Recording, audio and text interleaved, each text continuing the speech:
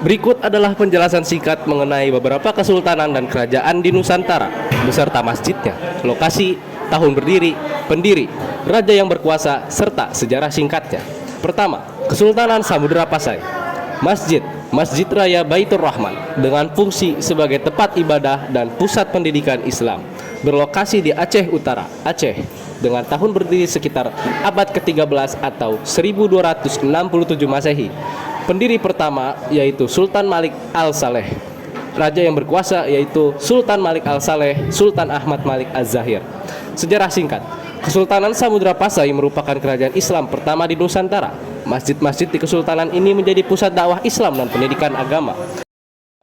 Yang kedua, Kesultanan Pontianak. Masjid Jami Sultan Syarif Abdurrahman dengan fungsi sebagai tempat ibadah utama dan pusat pemerintahan, berlokasi di Pontianak, Kalimantan Barat. Tahun berdiri yaitu 1771 Masehi. Pendiri pertama Sultan Syarif Abdurrahman. Raja yang berkuasa Sultan Syarif Abdurrahman, Sultan Syarif Yusuf. Sejarah singkat.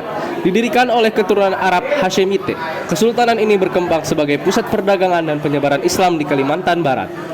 Kesultanan Paguruyung. Masjid Rao dengan fungsi sebagai tempat ibadah dan pusat pendidikan Islam, berlokasi di Tanah Datar, Sumatera Barat. Tahun berdiri abad ke-14. Pendiri Aditya Warman. Raja yang berkuasa Sultan Alif Sultan Muningsyah.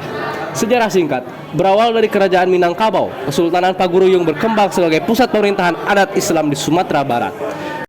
Yang keempat, Kesultanan Demak.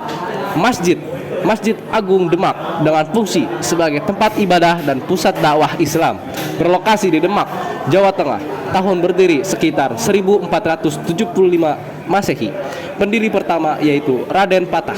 Raja yang berkuasa Raden Patah, Sultan Trenggana. Sejarah singkat. Kesultanan Demak adalah kerajaan Islam pertama di Jawa dan berperan penting dalam penyebaran Islam di Nusantara. Masjid Agung Demak menjadi simbol kejayaan Islam di Jawa.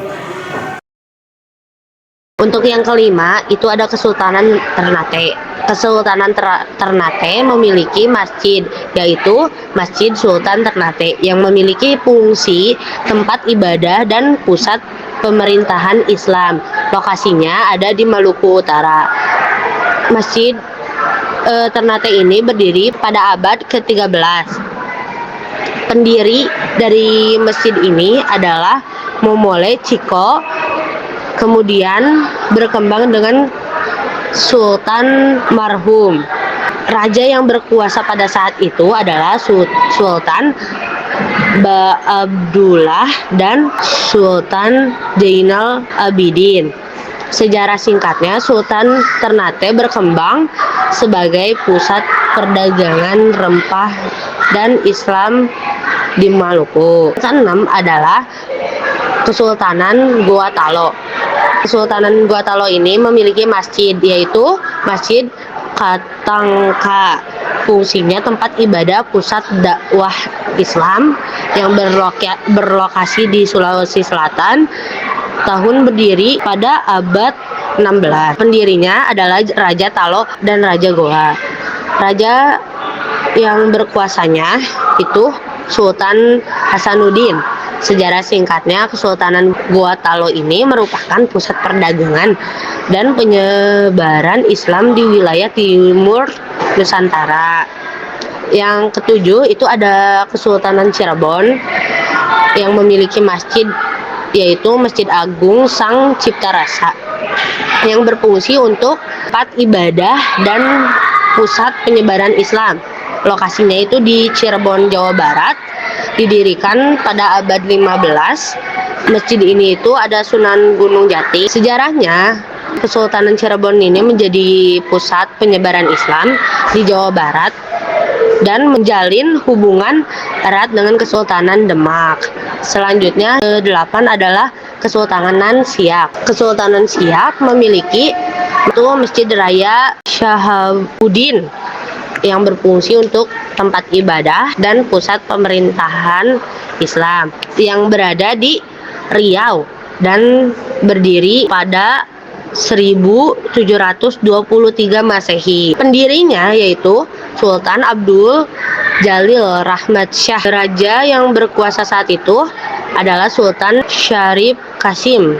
Nah, sejarah singkatnya adalah Kesultanan Siak berkembang sebagai pusat perdagangan dan kekuatan politik Islam di Sumatera bagian timur. Dan fungsi masjid tersebut sebagai tempat ibadah dan pusat penyebaran Islam yang berada di lokasi Kalimantan Selatan, berdiri pada tahun abad ke-16 dan pendiri masjid tersebut Sultan Suryansyah. Raja yang berkuasa adalah Sultan Suryansyah dan Sultan Adam. Sejarah singkatnya, Kerajaan Banjar beralih menjadi kesultanan setelah Islam masuk dan berkembang pesat di Kalimantan Selatan. Yang ke-10 ada Kerajaan Bima. Kerajaan Bima memiliki masjid yang bernama Masjid Sultan Muhammad Salahuddin, yang fungsinya sebagai tempat ibadah dan pusat pemerintahan Islam. Lokasinya berada di Nusa Tenggara Barat dan tahunnya berdiri ke abad ke-17. Pendiri masjid tersebut adalah Sultan Abdul Qahir dan raja yang berkuasa adalah Sultan Muhammad Salahuddin. Sejarah singkatnya, Kerajaan Bima mengalami Islamisasi pada abad ke-17 dan menjadi bagian dari Kesultanan Islam di wilayah Nusa Tenggara. Yang ke-11 ada Kerajaan Banten. Kerajaan Banten memiliki masjid yang bernama Masjid Agung Banten dan fungsinya sebagai tempat ibadah dan pusat pemerintahan Islam. Berlokasi di Banten, Jawa Barat. Berdiri abad ke-16 dan pendiri masjid tersebut merupakan bernama Sultan Maulana Hasanuddin. Raja yang berkuasa adalah Sultan Ageng Tirtayasa.